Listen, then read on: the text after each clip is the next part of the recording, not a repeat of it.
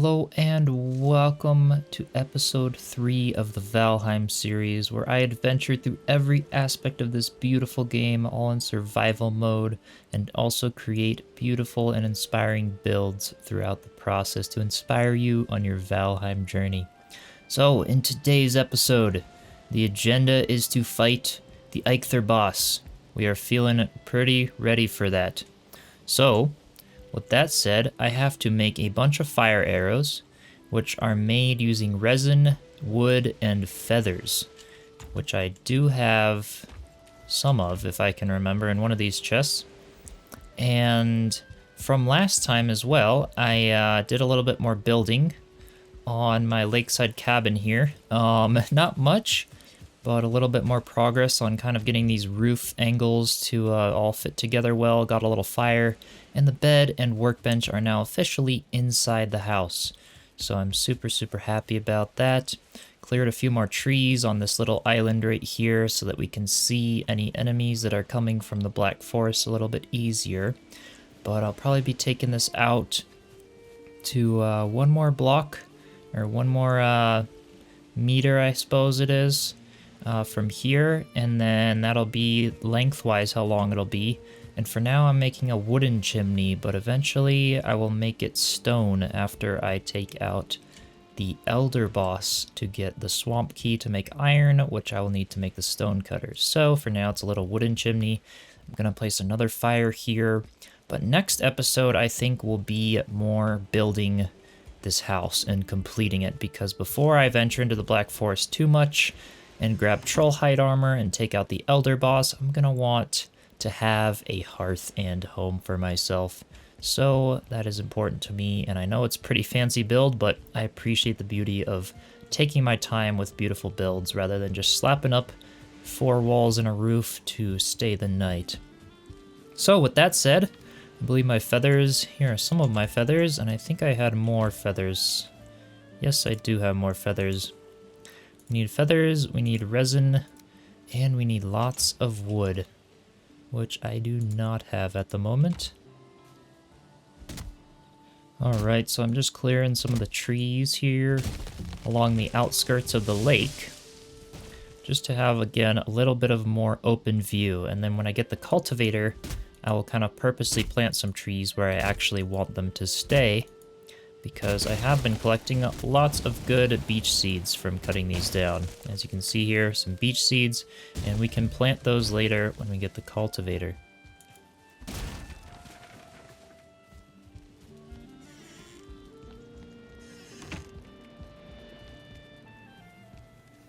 Alrighty, so now we have plenty of wood, and I'm going to go ahead and craft the fire arrows, which require the level 2 workbench. I forgot about that. So let me go ahead and place the chopping block next to it.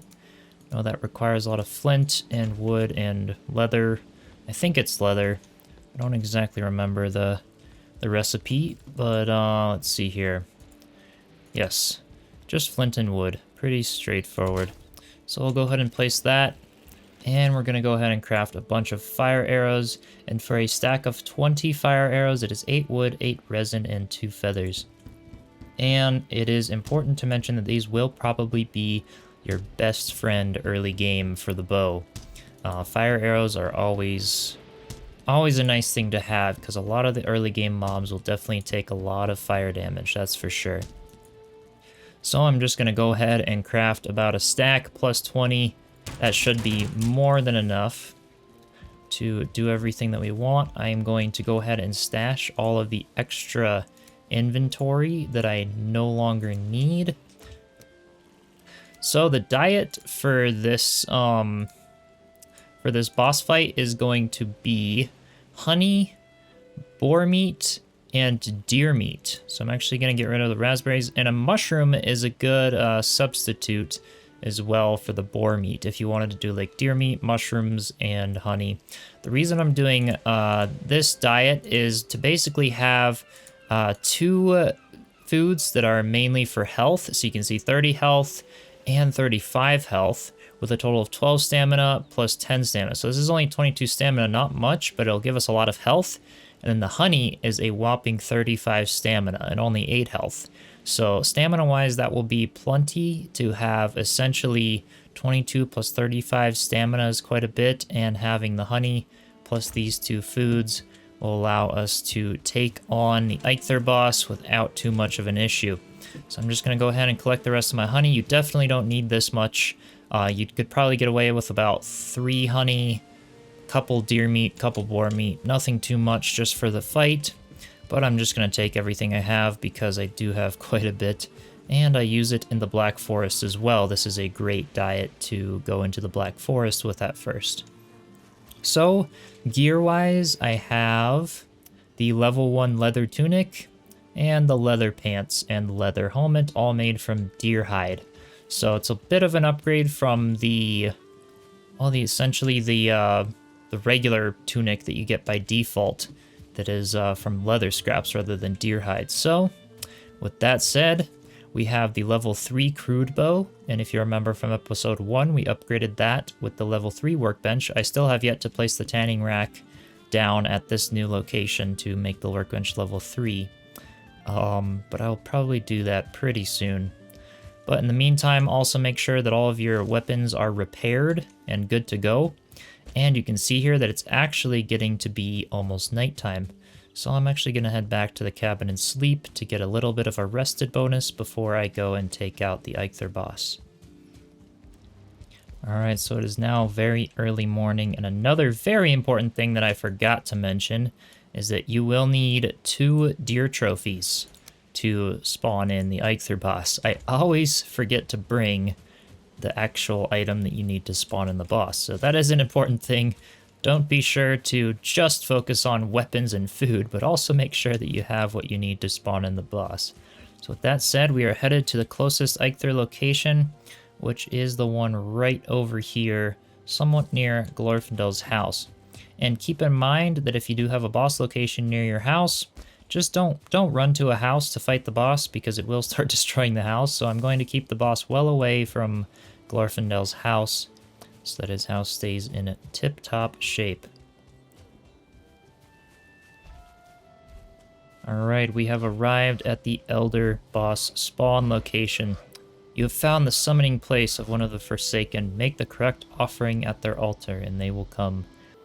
Be wary, though. The Forsaken are not easy prey, so craft a wicked weapon. Don your finest armor. Eat a hearty meal before engaging them in combat. So that is what we are about to do. You can see we have 43 seconds left on the raspberries in our food bar here. But we actually want to let that run out so that we can go ahead and eat our honey, our deer meat, and boar meat before we go ahead and make the sacrifice. And I will have my bow at the ready. Usually I have my bow in hotbar slot 2. My main weapon, whether it's the mace or the axe or whatever I use for combat and melee, goes in 1. My shield is 3, and then tools are usually these 2, and then food is the last 3.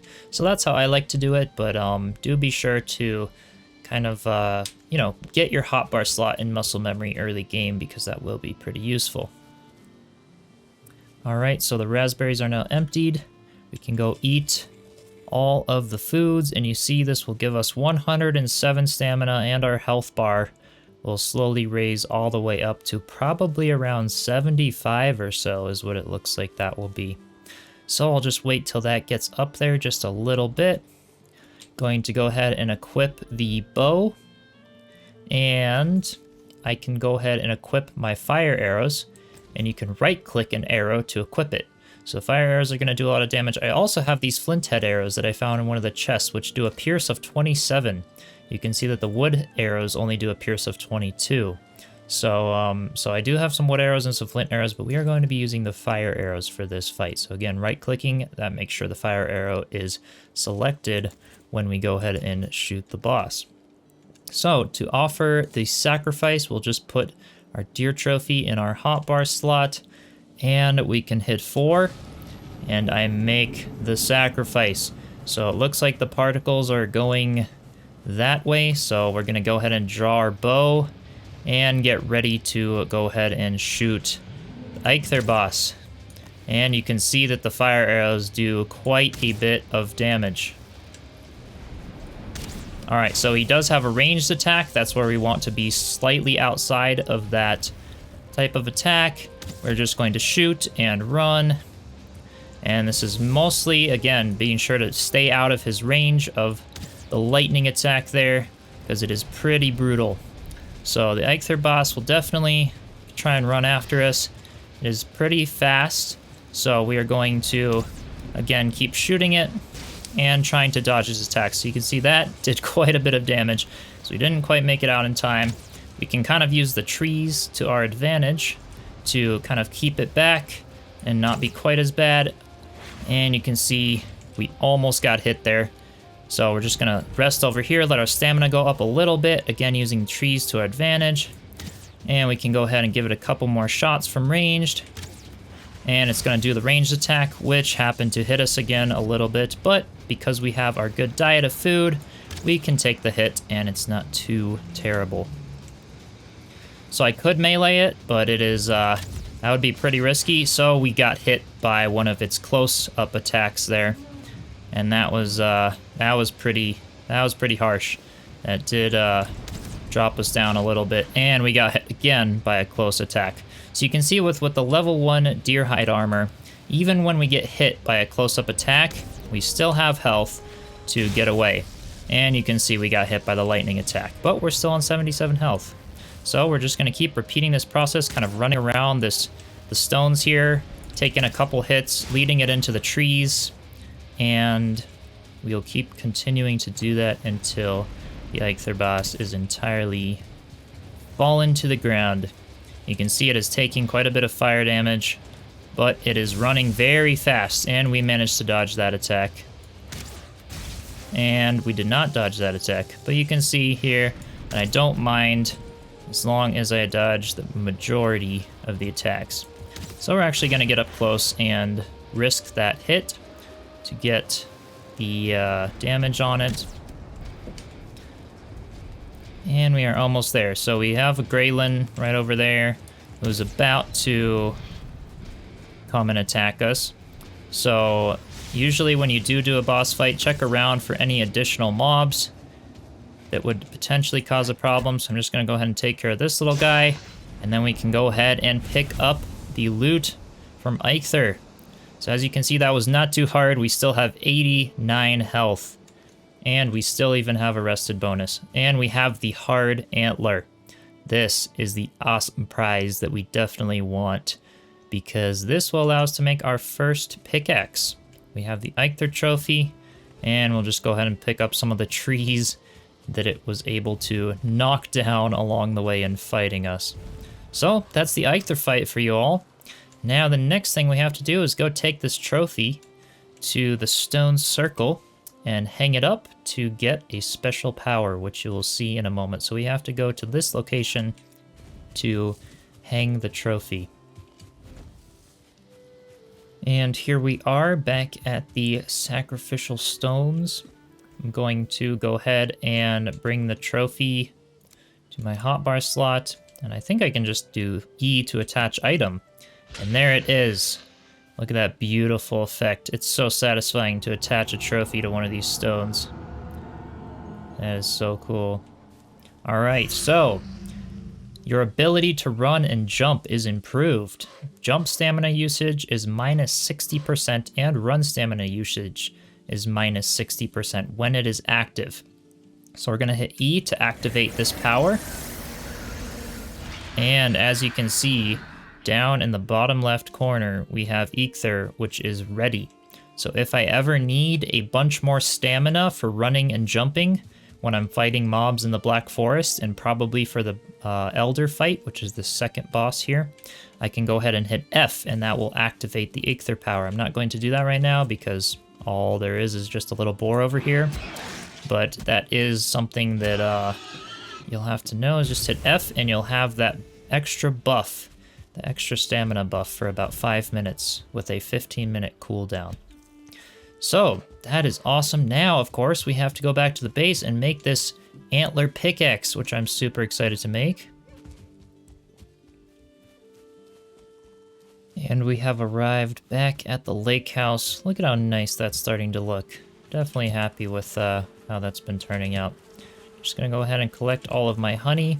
As you can see, just from 4 beehives, we're definitely racking up honey, which is awesome because it's a very good starter food for the Black Forest. So what we're gonna do is grab a little bit more wood so that we can go ahead and make this Antler Pickaxe. I believe it is just wood and the hard antler. I could be wrong though. But we're gonna find out right now. There it is, Antler Pickaxe, 10 wood and 1 hard antler. I'm going to actually craft 2 of those. And if Glorfindel wants one when he comes back into the game, unfortunately he can't join us for today, but I will have an extra antler for him to craft one, or an extra pickaxe that he can have, or maybe he will want to take out the Eikthyr boss on his own as well, and grab even more hard antlers. So with the pickaxe, we can now, of course, venture into the Black Forest and begin mining copper and tin, which we can use to make bronze. The Black Forest is rich in minerals. There you can also find copper in the ground and tin lining the ocean shore. Go forth and strike the earth. That is what I'm about to do. But with that said, now that we have the Eikthyr boss fought and the pickaxe obtained, I am now officially ready to venture out into the Black Forest and probably start taking on some trolls to grab some troll hide armor. But before we do, I am probably going to wrap this episode up and do episode number 4 after this, which will be somewhat completing this lakeside cabin, at least the outer 4 walls, because it would feel good to have a nice little home before the raids start happening and before I go out and get trolls to grab more armor. As much as I'm anxious to get out there, I definitely am anxious to also get this home done. So I hope you all enjoyed this episode, and as you can see, the Eikthyr boss is definitely nothing to be too afraid of. It was definitely pretty easy to take out, and I could even take a few hits from that without doing too much damage. So I know it's a shorter episode, but I'll keep it short so that I can keep them coming. And next episode, we will probably be finishing this house, as I said, or at least the outer walls. So stay tuned, subscribe, and I'll see y'all in part 4. Cheers.